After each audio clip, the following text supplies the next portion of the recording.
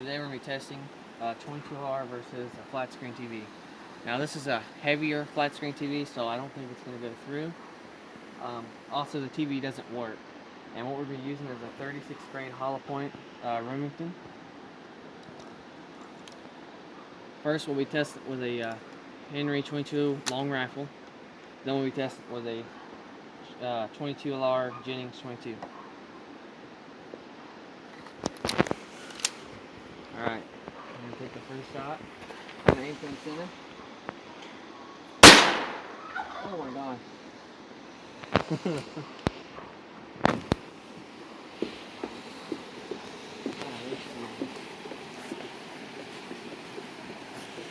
Wow. There's our entrance hole. Glass around it didn't actually shatter, it just cracked. You can't even hardly feel it.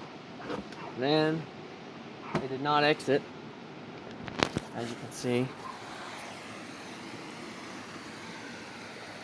No exit at all. And that was almost center. Wow.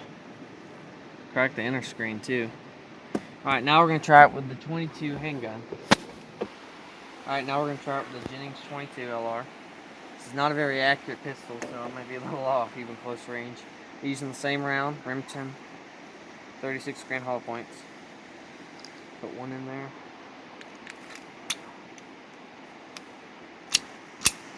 This one's a little louder.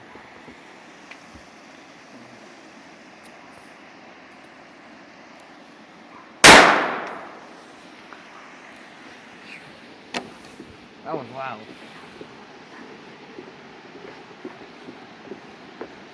Alright, let's see here.